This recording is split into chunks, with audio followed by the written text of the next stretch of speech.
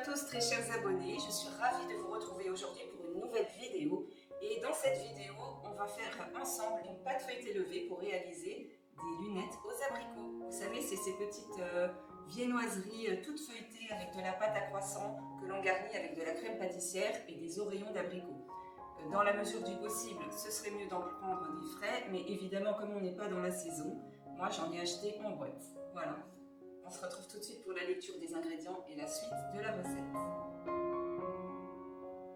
Pour la détrempe de notre pâte feuilletée levée, 250 g de farine T65, 20 g de sucre, 65 g de lait, 30 g de beurre, 10 g de levure fraîche, 5 g de sel fin et 60 g d'eau. Pour la baisse, 130 g de beurre de tourage.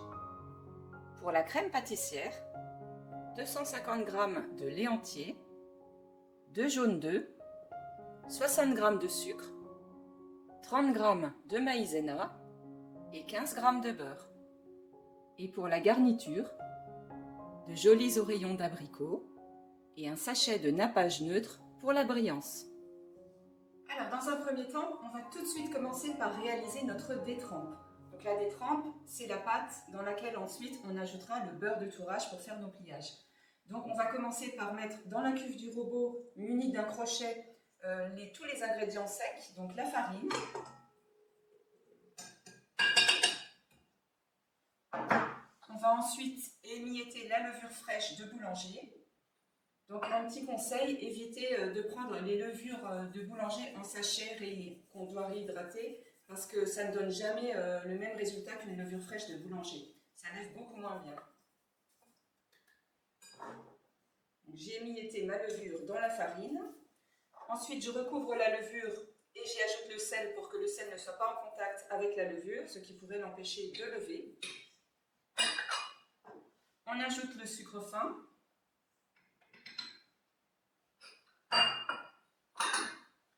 Et puis ensuite, on y verse le lait qui est à température ambiante, comme tous les autres ingrédients d'ailleurs.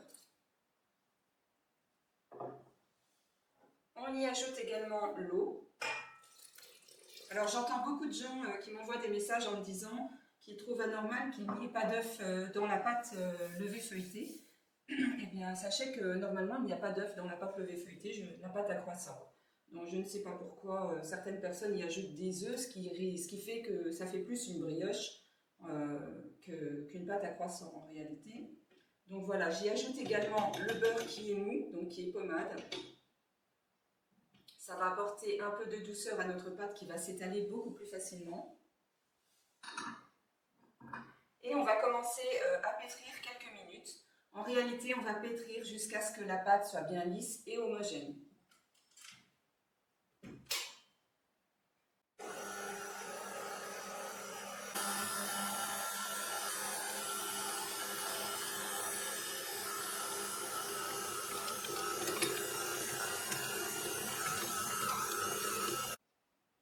Voilà, donc j'ai pétri ma pâte environ 5 à 7 minutes à petite vitesse.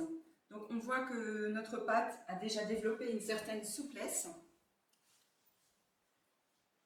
Voilà, vous voyez, on peut déjà l'étirer un petit peu sans qu'elle ne casse. Donc on va maintenant lui faire prendre une forme rectangulaire et la laisser reposer au réfrigérateur pour qu'elle prenne le froid. Il est temps de la mettre en forme. Nous allons procéder à l'étalage de notre pâte en une forme rectangulaire. Ensuite, on la mettra au réfrigérateur pour qu'elle prenne le froid avant d'y intégrer notre beurre de tourage. Et je vais commencer à l'étaler pour qu'elle soit d'une forme rectangulaire. C'est sûr que dans l'idéal, ce serait bien d'avoir un laminoir comme les boulangers. Malheureusement, il n'en existe pas pour la version particulier à des prix abordables. C'est assez cher. Donc, on fait à l'ancienne au rouleau. Alors, j'ai obtenu un rectangle de 16 cm de large sur 22 de long.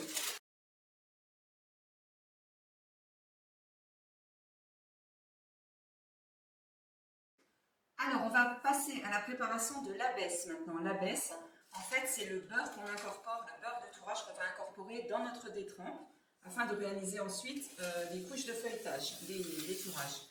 Donc, sachez que pour le beurre, on pose également beaucoup la question, qu'est-ce que c'est qu'un beurre de tourrage? Donc, le beurre de tourrage, c'est un beurre qui est beaucoup plus sec que celui que vous allez trouver en grande surface. D'ailleurs, le beurre de tourrage, vous ne le trouverez jamais en grande surface. Si vous voulez vous en procurer comme moi aujourd'hui, il faut le commander sur Internet, sur des sites de pâtisserie. C'est vraiment un beurre qui va apporter un vrai plus à notre pâte à croissant. Donc c'est un beurre qui reste très malléable même quand il fait un peu plus chaud. C'est pour cela que donc on utilise de préférence celui-là. Et sachez qu'il fait 84% de matière grasse et pas 82% comme les beurres gastronomiques que l'on trouve en grande surface. Donc ça c'était pour la partie explication du beurre de tourrage. Maintenant on va plier, étaler notre beurre de tourrage à la moitié des dimensions de notre détrempe, c'est-à-dire la moitié de la longueur de la détrempe. Vous pouvez déjà réaliser le pliage dans du papier sulfurisé. Ensuite, vous le dépliez, vous mettez le beurre et il ne reste plus qu'à l'étaler aux bonnes dimensions. Voilà, donc mon pliage avec la partie à la bonne mesure. Donc je replie, je place le beurre à l'intérieur. Je replie le tout. Et je n'ai plus qu'à mettre en forme.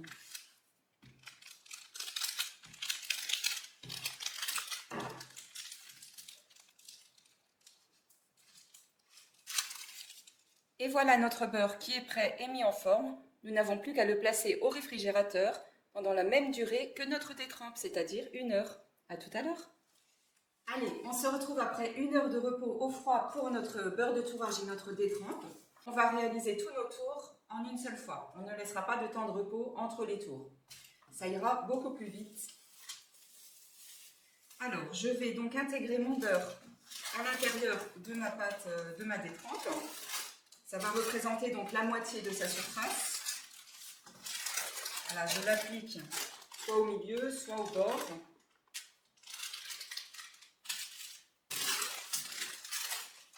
Pas d'inquiétude, je vais vous faire un gros plan pour que vous compreniez bien donc comment on procède, pour que ce soit clair pour tout le monde. Comme vous pouvez le constater, j'ai appliqué donc mon beurre. Donc, je vais commencer par faire replier donc ma détrempe par-dessus. N'hésitez pas à étirer légèrement les angles si vous avez besoin. L'important, c'est vraiment que le beurre ne puisse pas s'échapper après au pliage. Et quand on va la rouler.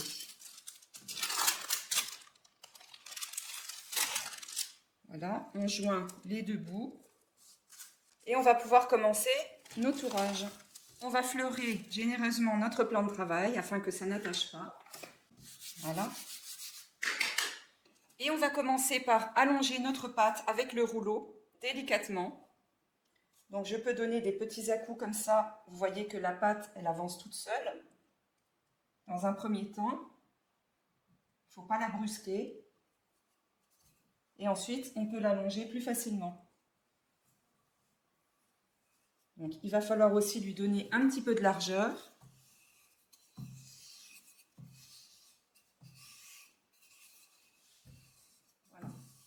C'est largement suffisant.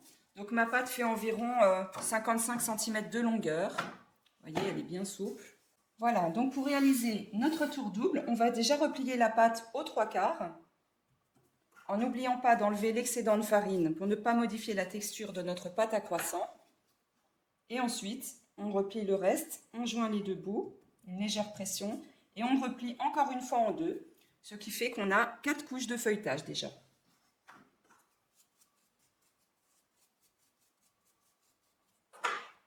On tourne d'1/4 de tour. Bien sûr, on n'oublie pas de refleurer le plan de travail.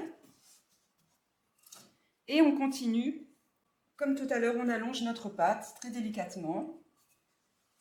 On l'élargit un petit peu aussi. Donc on a réalisé un premier tour double. Cette fois-ci, on va réaliser un tour simple. C'est-à-dire qu'on va la plier seulement en 3. Même longueur que tout à l'heure, environ 55 cm. Et on la plie en 3 cette fois. Donc, on enlève l'excédent de farine.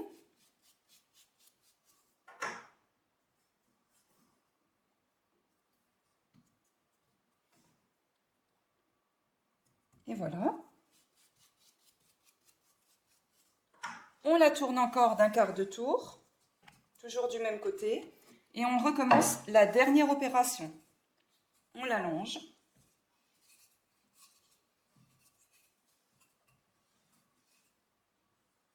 On l'élargit. Et on fait notre dernier tour simple, donc on la plie en 3. On étire un petit peu les angles pour être très régulier. On enlève l'excédent de farine. Et cette fois, on va la laisser au repos pendant 1 heure au réfrigérateur, sans oublier de la filmer. Et voilà, c'est parti pour 1 heure au réfrigérateur, mais pendant ce temps-là, nous, on ne va pas se reposer, on va préparer notre crème pâtissière. Allez, c'est parti, on passe tout de suite à la réalisation de notre crème pâtissière qui demande un petit temps de refroidissement. Donc, on va verser les 2 jaunes d'œufs dans un cul de poule. On va y ajouter le sucre fin. Et on va commencer à fouetter, sans vraiment chercher à faire blanchir la préparation.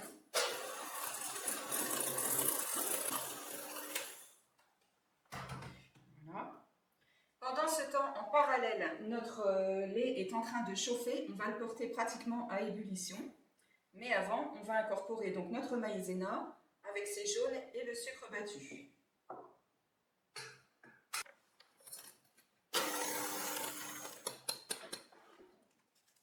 Voilà, donc le lait est à ébullition. On va pouvoir le verser tout doucement dans la préparation, tout en fouettant. On va le verser en 2 fois.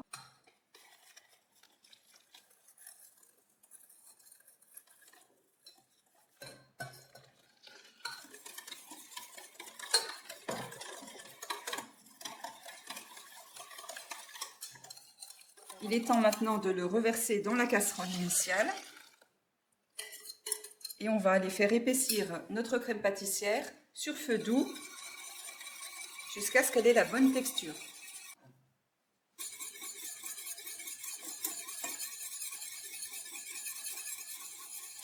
Voilà, on voit que notre crème est en train d'épaissir. Voilà, dès qu'elle a atteint une petite ébullition, on continue la cuisson pendant 30 secondes à 1 minute pour qu'elle soit vraiment bien prise. C'est parfait. On la met hors du feu. Et on peut maintenant y ajouter notre petit morceau de beurre. On va bien l'intégrer. Il ne nous reste plus qu'à la filmer au contact et à la faire refroidir complètement. La crème pâtissière est terminée.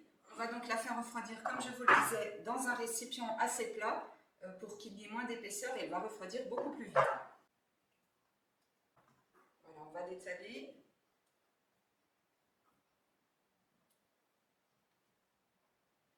Et on la filme au contact.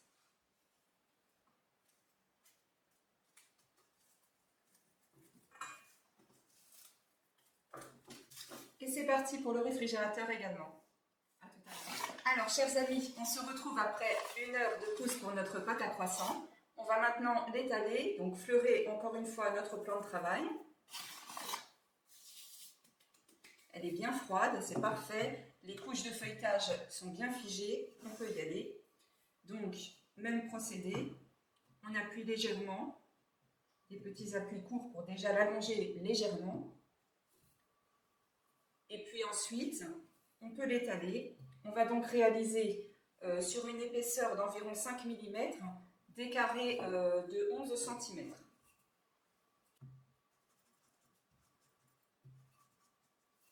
Donc, de la même façon que l'on procède pour les croissants, on va découper ensuite tout le tour de la pâte pour avoir quelque chose de très net et faire ressortir notre feuilletage parfaitement bien à la cuisson. Donc, on va procéder à des mesures sur la pâte à l'aide de notre règle. Tous les 11 cm.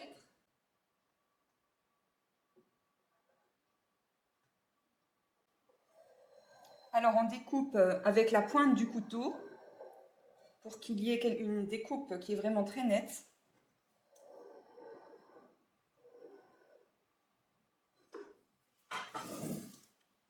On fait la même chose dans l'autre sens.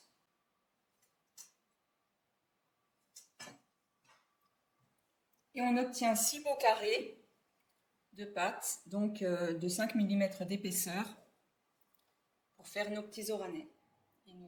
Et avec les chutes de pâte, j'ai réalisé des tourbillons. Je vais les laisser lever et nous aurons un joli croissant en tourbillon. Et bien voilà, tous nos éléments sont prêts, on va pouvoir passer à la suite de la recette. Alors la crème pâtissière a bien refroidi, elle s'est raffermie, c'est pour cela que nous allons la mettre dans un cul de poule et nous allons la fouetter un petit peu au fouet électrique pour lui redonner de la souplesse, ça facilitera le pochage.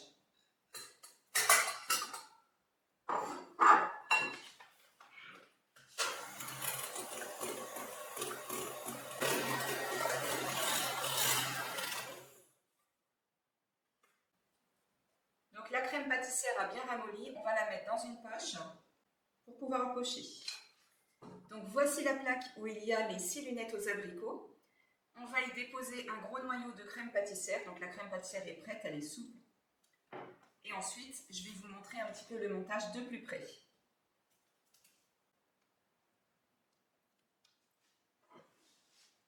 On va maintenant déposer les oreillons d'abricot. On va les faire se chevaucher au-dessus de la crème pâtissière, comme ceci. Alors, j'ai préparé un petit récipient avec mon pinceau, car on va s'en servir pour souder donc nos deux pâtes ensemble. On va venir étirer un côté et le rabattre sur le dessus. Donc, on l'étire un petit peu pour avoir plus de marge. Voilà. Maintenant, on peut humidifier celle-ci.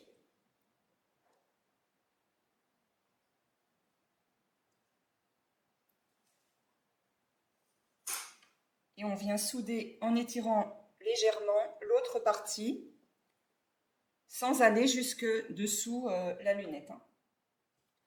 Et voilà. On n'a plus qu'à passer à la dorure. Donc surtout veillez à ne jamais dorer les côtés de la pâte feuilletée levée.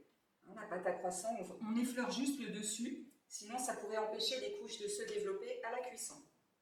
Donc, je vous conseille pour faire lever donc, vos petites lunettes aux abricots, de faire chauffer votre four et de l'éteindre, mais de conserver une température maximale de 28 degrés. Au-delà, sinon le four pourrait être trop chaud et en fait le beurre qui est dans la pâte levée feuilletée pourrait s'échapper à la cuisson. Et voilà, on n'a plus qu'à les faire lever.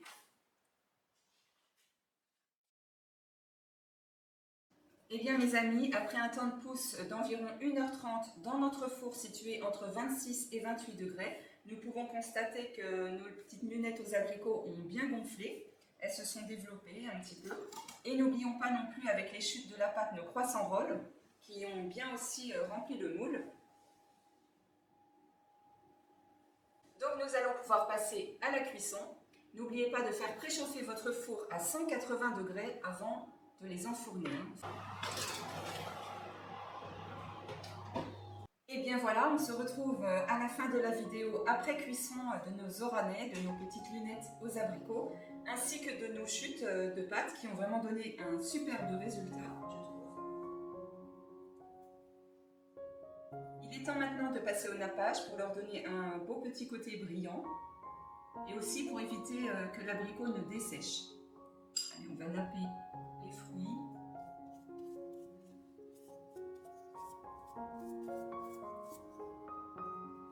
Et pour une petite touche d'éco supplémentaire, on peut y ajouter un petit peu de sucre glace.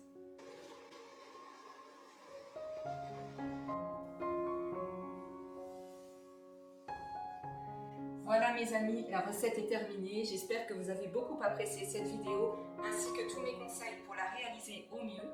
Si vous n'êtes toujours pas abonné à ma chaîne YouTube, abonnez-vous. Cliquez sur la petite cloche de notification pour ne rater aucune de mes prochaines vidéos. Tout est gratuit, pas d'inquiétude. Je vous invite à partager cette vidéo si elle vous a plu et à la faire connaître à tous vos amis. Moi en tout cas, j'ai été ravie de la réaliser pour vous. À bientôt!